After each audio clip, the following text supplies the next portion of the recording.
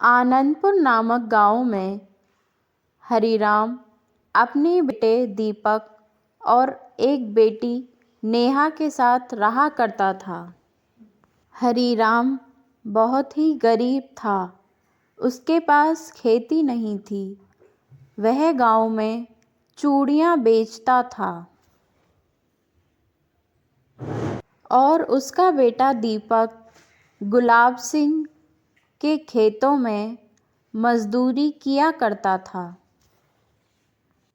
और नेहा घर का काम संभालती थी। हरिराम गांव-गांव जाकर चूड़ियाँ बेचता था। अरे ओ हरी काका, यहाँ तो आना। हाँ बेटिया, बस अभी आया।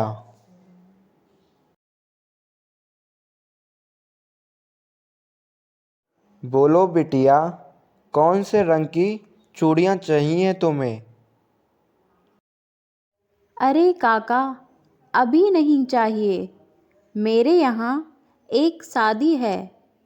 याद रहे, सोमवार को याद से आ जाना। और हाँ, अच्छी अच्छी चूड़ियाँ लाना। आपके पास जितनी भी हैं सब ले आना। मैं सब खरीद लूँगी। शादी जो है, बहुत सारी औरतें हैं जिन्हें चूड़ियाँ देनी हैं। याद रहे, कम ना पड़ें। शादी में बहुत सी औरतों को पहननी है ये चूड़ियाँ। ठीक है बेटी, तू फिक्र मत कर। मैं अगले सोमवार को आ जाऊँगा। फिर हरिराम खुशी खुशी घर लौटता है तो उसकी बेटी नेहा पूछती है, क्या हुआ बापू? आज आप बहुत खुश लग रहे हैं। अरे बेटी, वो आज तेरे पिताजी को चूड़ियों का बहुत ही बड़ा ऑर्डर मिला है। वो हमारे गांव में पड़ोस में एक शोभा बिटिया है ना, वह बहुत बड़े आदमी हैं। उसी के यहाँ शादी है तो बहुत सारी चूड़ियाँ मांगी हैं और दाम भी अच्छे मिलेंगे। इतना बड़ा ऑर्डर मुझे आज तक नहीं मिला, इसलिए मैं आज बहुत खुश हूँ। अच्छा, तो ये बात है। ये तो बहुत अच्छा हुआ बापू। और हाँ, आप एक काम करो बापू, शहर जाकर अच्छी अच्छी चूड़ियाँ खरीद कर लेकर आओ। क्योंकि चूड़ियाँ शादी के लिए मंगाई हैं तो शादी लायक तो होनी चाहिए ना। लेकिन बेटा, हमारे पास इतने पैसे नहीं हैं। वह चूड़ियाँ तो बहुत महंगी आती हैं। हमारे पास तो बस थोड़े ही पैसे बचे हैं जो घर के खर्च के लिए हैं, क्योंकि आज कुछ खास कमाई भी नहीं हुई है। अरे बापू, एक सप्ताह की तो बात है। आप वो पैसे लेकर जाइए, क्योंकि उसके बदले हमें बहुत अच्छे दाम मिलेंगे चूड़ियों के। शहर की चूड़ियाँ देखकर वो सेठानी भी खुश हो जाएगी और सारी चूड़ियाँ खरीद लेगी। एक सप्ताह हम जैसे तैसे निकाल ही लेंगे। फिर अगले सोमवार सेठानी आपके सारे पैसे दे देंगी। सिर्फ एक सप्ताह की तो बात है ना। आप घर के सारे पैसे लेकर जाएंगे और जितनी अच्छी हो सके और जितनी हो सके उतनी चूड़ियाँ खरीद कर लेकर आइए, जो कि दिखने में बहुत अच्छी अच्छी हों। ठीक है बेटा, तुम जैसा कहती हो मैं वैसा ही करूँगा। मैं 1-2 दिन में ही शहर जाकर नई नई चूड़ियाँ लाता हूँ। अरे देखो, भैया भी आ गए। आप दोनों हाथ मुंह धो लीजिए, मैं आपके लिए खाना लगा देती हूँ। और फिर अगले दिन हरीराम शहर जाकर बहुत सारी चूड़ियाँ खरीदता है।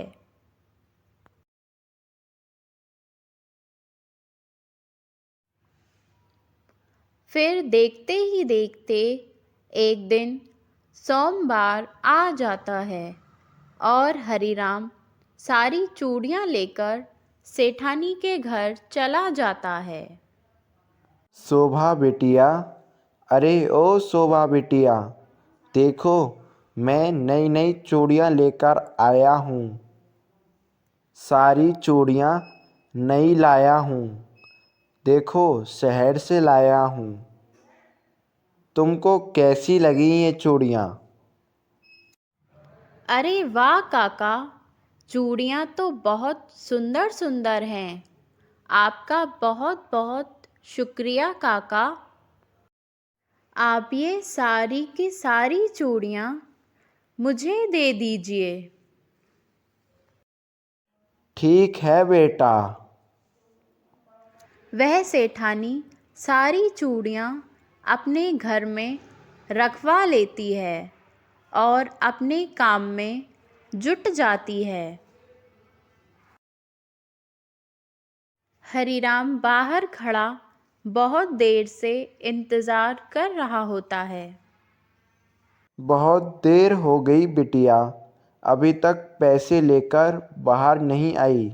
अंदर जाकर पूछ लूँ क्या? मुझे लगता है मुझे अंदर चले जाना चाहिए, क्योंकि काफ़ी देर हो चुकी है। मुझे अपने घर भी तो जाना है।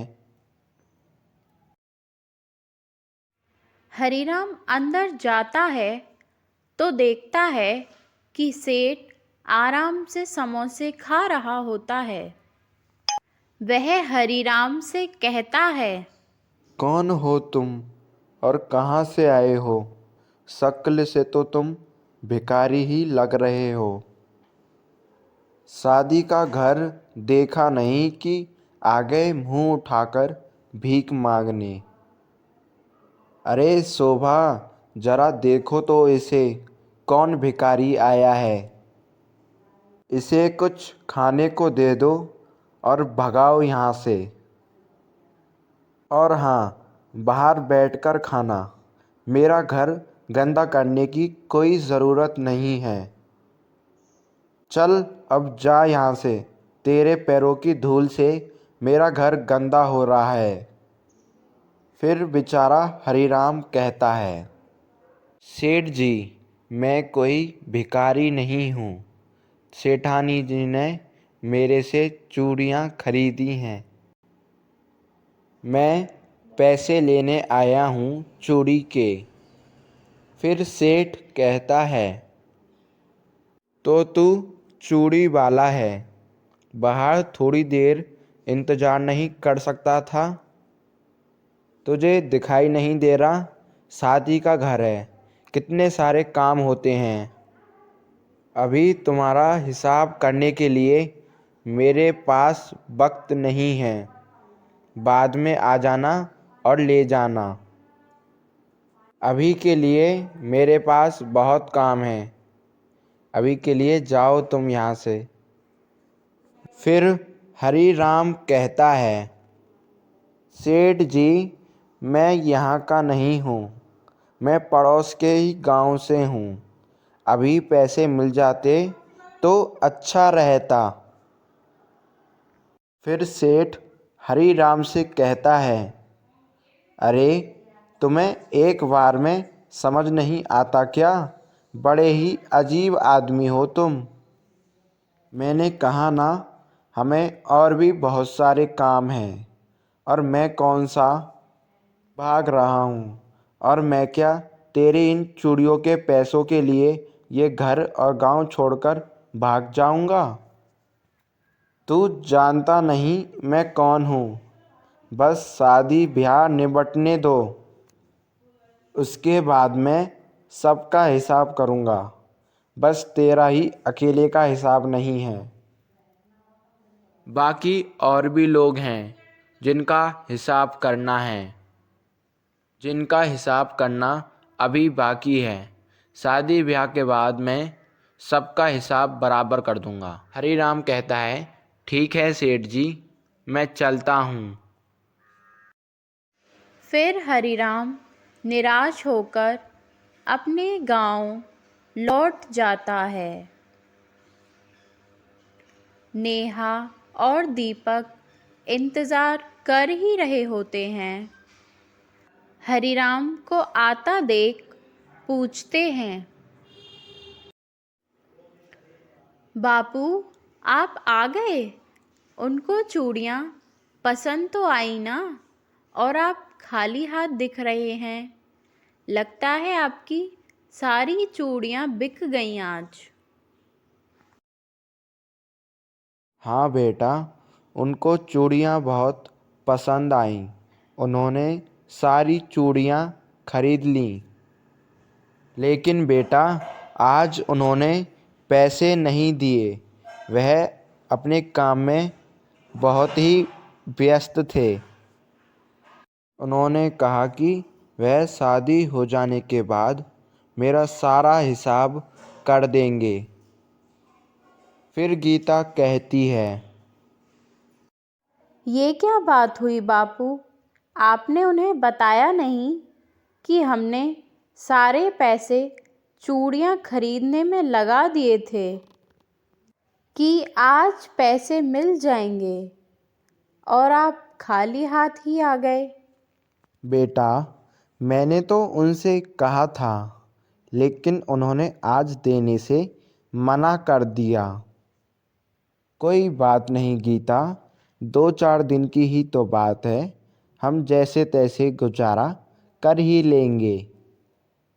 वैसे भी बेटा, यह बात तो सही है, वह कहाँ भागे जा रहे हैं। शादी में बहुत काम होते हैं। शादी के बाद वह हमारा हिसाब कर ही देंगे।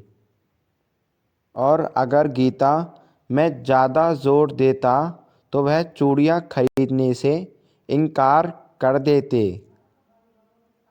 और इतनी सारी चूड़ियाँ मैं घर लाकर भी तो क्या करता। मेरे पास इसके अलावा और कोई रास्ता भी तो नहीं था। यह भी ठीक है।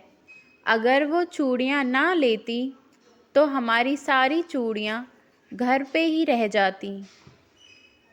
फिर इतनी सारी महंगी चूड़ियाँ कौन खरीदता?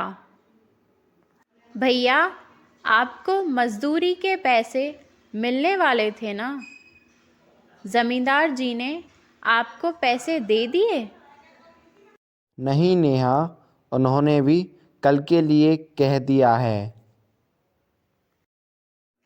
कुछ दिन ऐसे ही बीत जाते हैं। फिर हरीराम की तबीयत खराब होने लगती है। बापू, आप चूड़ियाँ बेचने मत जाइए। आपकी तबीयत बहुत खराब है। आप गांव-गांव जाकर तपती धूप में चूड़ियाँ बेचते हैं। अब आपकी उम्र नहीं है। बापू, आज के बाद आप चूड़ियाँ बेचने नहीं जाएंगे। घर पर रह के ही आराम करेंगे।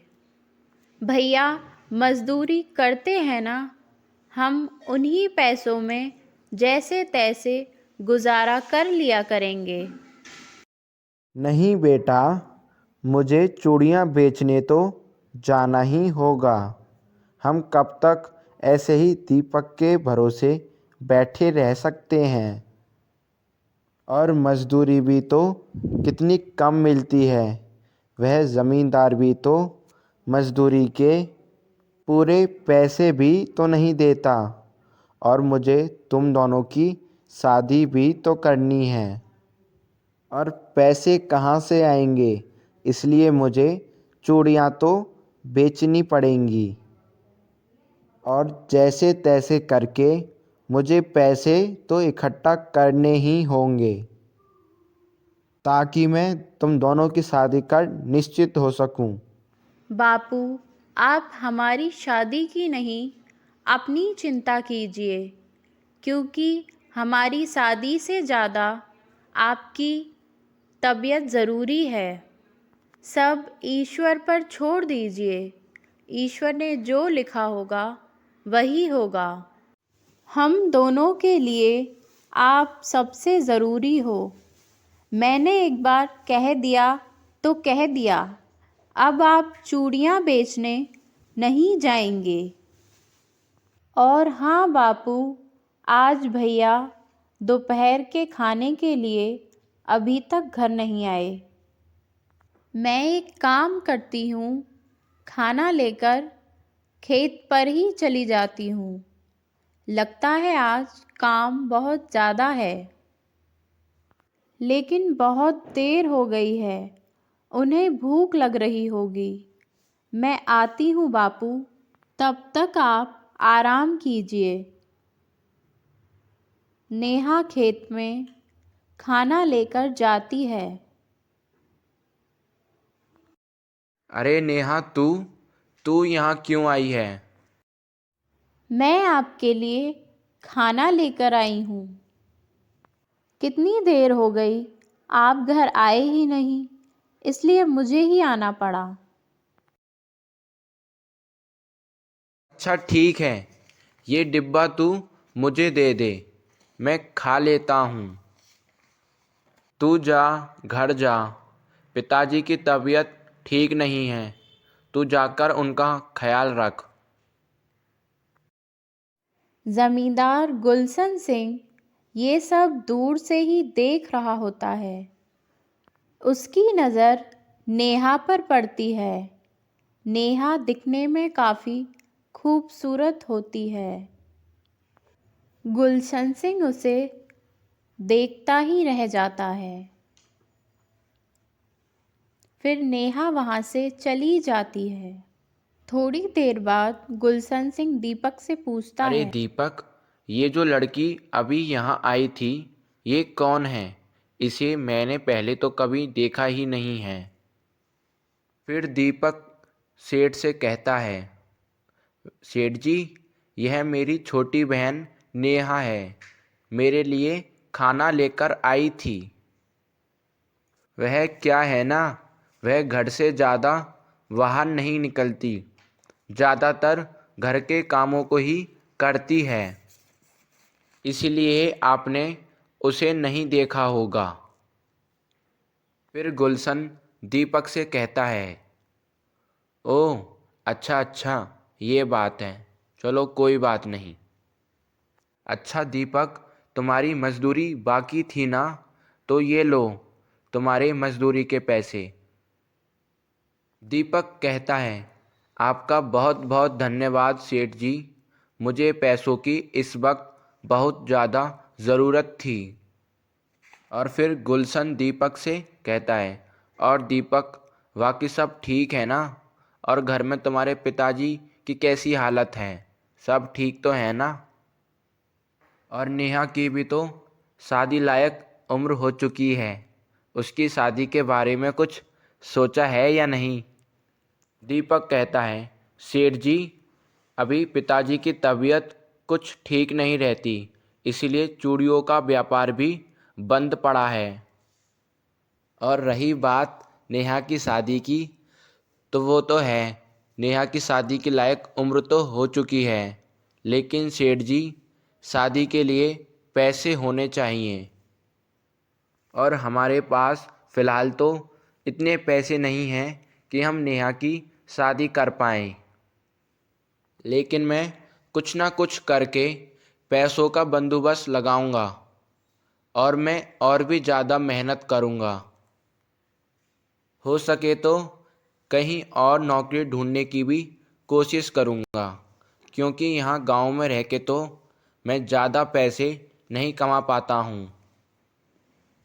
फिर गुलशन दीपक से कहता है, ये बात तो सही है, तुम यहाँ रहकर ज़्यादा पैसे नहीं कमा पाओगे। अगर तुम कहो तो मेरी शहर में बहुत जान पहचान है, मैं तुम्हारे लिए काम देख सकता हूँ, मगर ये बात भी है, अगर तुम वहाँ काम करोगे तो तुम्हें वहीं रहना होगा और तुम वहाँ शहर से आना जाना भी नहीं कर सकते हो और वहाँ पे बहुत महीनों महीनों तक छुट्टी भी नहीं मिलती हैं। तो दीपक, सोच समझ कर ही फैसला लेना। आप सच कह रहे हैं सेठ जी? क्या मुझे सच में शहर में काम मिल सकता है? फिर सेठ कहता है, हाँ हाँ, क्यों नहीं। मेरी शहर में बहुत जान पहचान है। तुम कहो तो तुम्हारे लिए काम देख दूँ? हाँ ठीक है सेठ जी, यह तो बहुत ही अच्छी बात है। मैं भला ऐसे काम के लिए क्यों मना करूँगा। अगर मुझे शहर में अच्छा काम मिल गया तो मुझे फ़िक्र करने की कोई ज़रूरत नहीं है। मैं मेरी बहन की शादी भी बहुत ही धूमधाम से कर पाऊँगा और अपने पिताजी को भी काम पर नहीं जाने दूँगा। फिर सेठ कहता है, अच्छा ठीक है, मैं तुम्हारे लिए शहर में बात चलाता हूँ और जैसे ही बात बनती है मैं तुम्हें बता दूँगा। फिर तुम आराम से चले जाना। फिर दीपक सेठ से कहता है, ठीक है सेठ जी, मैं फिर अब चलता हूँ। दिन गुजरते चले जाते हैं। हरिराम की तबीयत बहुत ज़्यादा बिगड़ने लग जाती है। भैया, हमें लगता है हमें बापू को अस्पताल में ले जाना चाहिए। नेहा, हमारे पास तो पैसे ही नहीं हैं। हम कहाँ से बापू को अस्पताल लेकर जाएंगे। फिर नेहा कहती है, भैया, आप एक काम कीजिए, आप पड़ोस के गांव में जाइए। वहाँ शोभा नाम की एक सेठानी है जिन्होंने पिछले हफ्ते ही बापू से सारी चूड़ियाँ खरीदी थीं। उसी के बाद तो बापू की तबीयत खराब होने लगी और वह चूड़ियाँ बेचने गए ही नहीं। उन्होंने पैसे अभी तक नहीं दिए हैं। आप उनसे पैसे लेकर आइए। ठीक है नेहा, मैं अभी जाकर आता हूँ। दीपक पड़ोस के गांव में जाता है और सेठ जी से पैसे मांगता है। तो वह सेठ कहता है, अरे कौन हो तुम और कहाँ से आ गए हो? फिर दीपक कहता है, मैं हरिराम चूड़ी वाले का लड़का हूँ और मेरा नाम दीपक है। मेरे पिताजी ने पिछले महीने ही आपको बहुत सारी चूड़ियाँ दी थीं। मैं उनके ही पैसे लेने आया हूँ। फिर वह सेठ दीपक से कहता है, कौन सा हरिराम? मैं किसी हरिराम को नहीं जानता हूँ। फिर दीपक उस सेठ से कहता है, ये आप क्या कह रहे हैं? पिछले महीने ही तो आपके यहाँ शादी थी। तब मेरे पिताजी ने यहाँ चूड़ियाँ दी थीं। आपने अभी तक वह पैसे नहीं चुकाए हैं। कृपया वह पैसे आप दे दीजिए। मेरे पिताजी की तबीयत बहुत ही ज़्यादा खराब है। उनके इलाज के लिए मुझे पैसों की बहुत ही ज़्यादा ज़रूरत है। लेकिन वह खड़ूस सेठ कहता है, ए लड़के, मैंने आज तक किसी का उधार नहीं रखा है। मैंने वह पैसे अपनी पत्नी को दे दिए थे और मेरी पत्नी ने तुम्हारे पिताजी को दे दिए होंगे और मेरी पत्नी इस वक्त घर पर नहीं है। वह कुछ दिनों के लिए मायके गई है। लेकिन फिर दीपक कहता है, नहीं सेठ जी, सेठानी जी ने मेरे पिताजी को कोई पैसे नहीं दिए हैं। कृपया आप मुझे अभी पैसे दे दीजिए। और फिर सेठ दीपक से कहता है, मैंने कहा ना, मैंने वह पैसे अपनी पत्नी को दे दिए हैं। अब मैं उन पैसों के बारे में कुछ नहीं जानता। मैं तुम्हें और पैसे क्यों दूं? मुझे लगता है ये कोई नया तरीका है पैसे ऐंठने का। कोई पैसे नहीं मिलेंगे, निकलो यहाँ से। दीपक बहुत मिन्नतें करता है, लेकिन वो सेठ उसे पैसे नहीं देता है और वहाँ से उसे भगा देता है।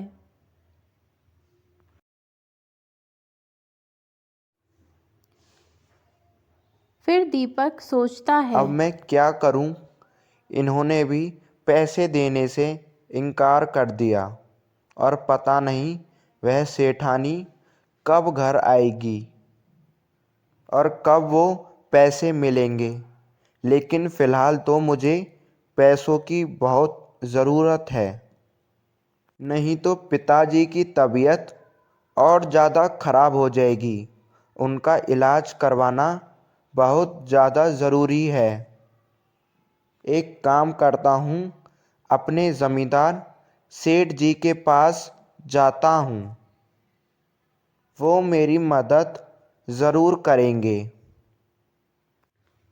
यही सोचकर दीपक गुलशन सिंह के यहाँ जाता है और उन्हें सारी बातें बताता है। तो गुलशन सिंह कहता है, क्यों नहीं, तुम हमारे यहाँ इतने सालों से काम कर रहे हो, मैं तुम्हारे लिए इतना तो कर ही सकता हूँ।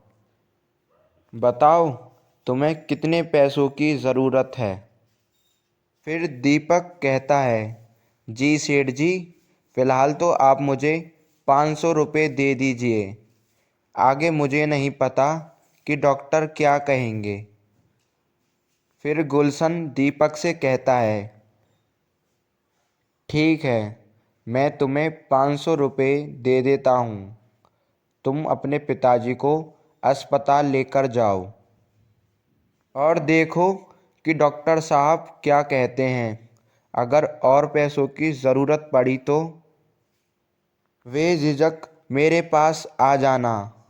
किसी बात की कोई टेंशन मत करना। फिर दीपक गुलशन से कहता है, आपका बहुत बहुत धन्यवाद सेठ जी। पता नहीं अगर आप नहीं होते तो मेरा क्या होता। मैं अपने पिताजी का इलाज करवा नहीं पाता। आपका बहुत बहुत धन्यवाद। गुलशन कहता है, धन्यवाद की कोई ज़रूरत नहीं। आप जाओ और जल्द से जल्द अपने पिताजी को अस्पताल लेकर जाओ। अब बिल्कुल भी तुम देरी मत करो, जल्दी जाओ। हरीराम को अस्पताल ले जाया जाता है। तो डॉक्टर साहब कहते हैं, मुझे इनका ऑपरेशन करना होगा, नहीं तो ये ज़्यादा दिन जिंदा नहीं रह पाएंगे और उसके लिए ज़्यादा पैसों की ज़रूरत होगी, क्योंकि ये कोई छोटा मोटा ऑपरेशन नहीं है।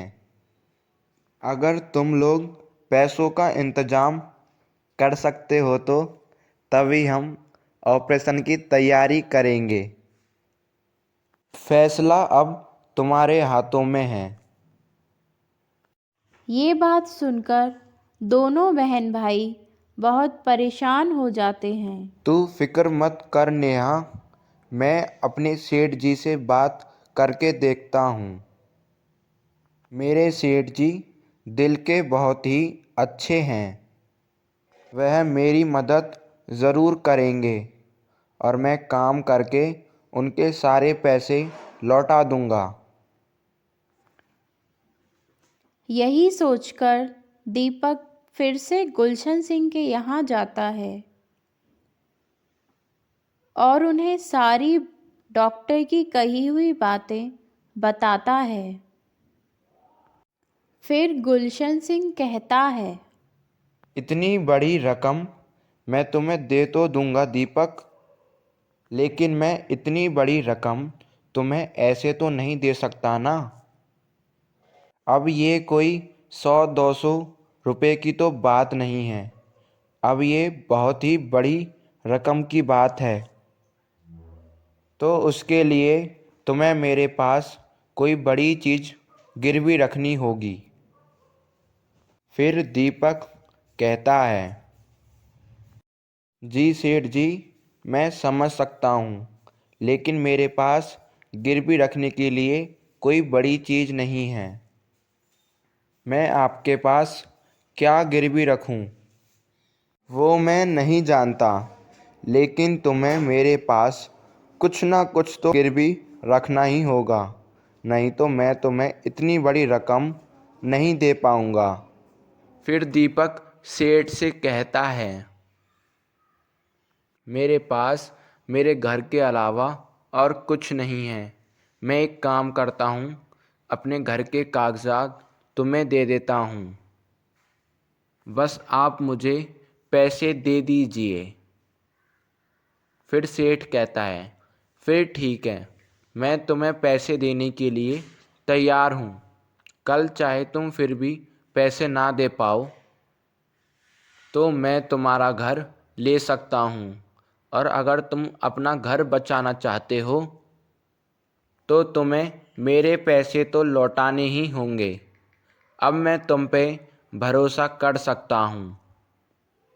ठीक है, तुम पैसे लेकर जाओ। दीपक गुलशन सिंह से पैसे लेकर अपने बापू का इलाज कराता है। कुछ दिनों बाद हरिराम को अस्पताल से छुट्टी मिल जाती है। वह घर पर आ जाता है। फिर अपने बेटे से पूछता है, बेटा, तुमने इतनी बड़ी रकम का इंतजाम कहाँ से किया? इतने सारे पैसे किससे लिए?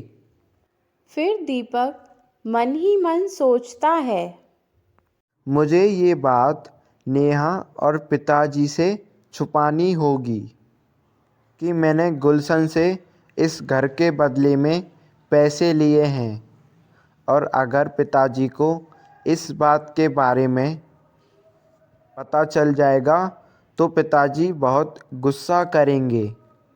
एक तो अभी अभी उनका ऑपरेशन हुआ है, अभी उनको इतनी बड़ी बात बताना सही नहीं। पिताजी, वो मैंने सेठ जी से ही लिए थे, आप चिंता मत करो, मैं काम करके उनके सारे पैसे लौटा दूंगा।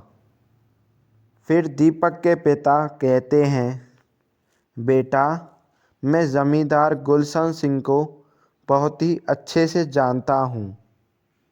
वह बिना मतलब के कभी कुछ नहीं करता। उसने इसके बदले में तुझसे क्या मांगा बेटा? फिर दीपक कहता है, उन्होंने मुझसे कोई चीज़ नहीं मांगी, उन्होंने तो मुझ पे भरोसा करके ये रकम दी है।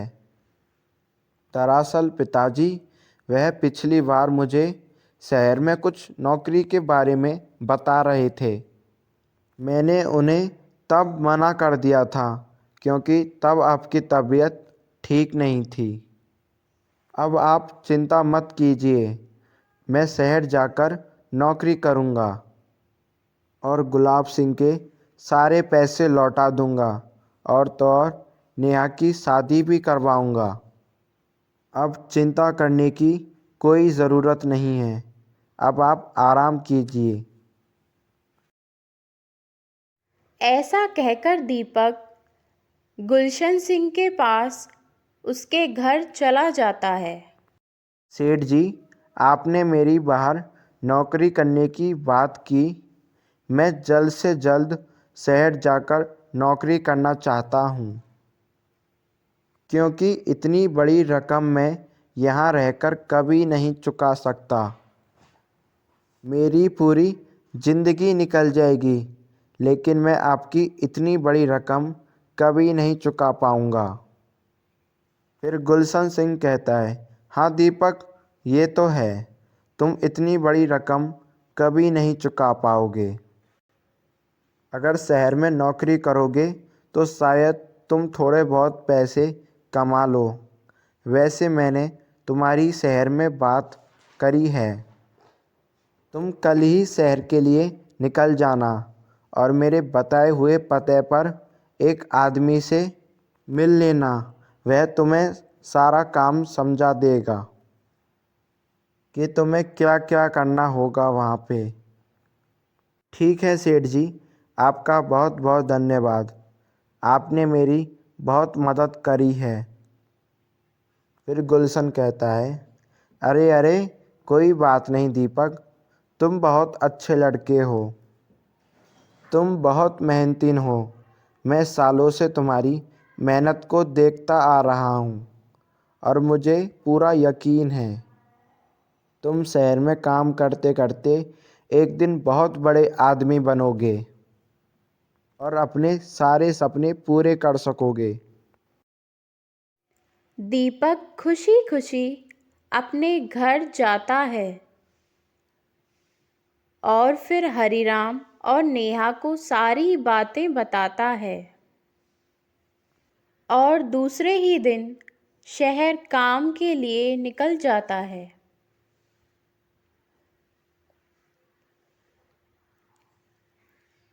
देखते ही देखते महीनों बीत जाते हैं। दीपक अब तक घर नहीं लौटता। हरिराम और नेहा बहुत परेशान हो जाते हैं।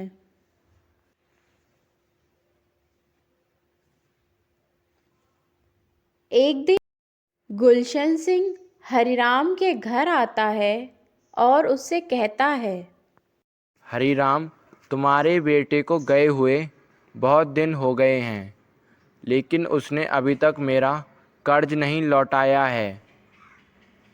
हरिराम कहता है, सेठ जी, वह आपके कहने पर ही शहर गया था, हम तो उसके बारे में कुछ भी नहीं जानते। पता नहीं अब तक क्यों नहीं लौटा, हम भी उसका इंतज़ार ही कर रहे हैं। ये तो आपको ही पता होगा, आप इस बात का पता क्यों नहीं लगाते कि दीपक अब तक घर क्यों नहीं आया है।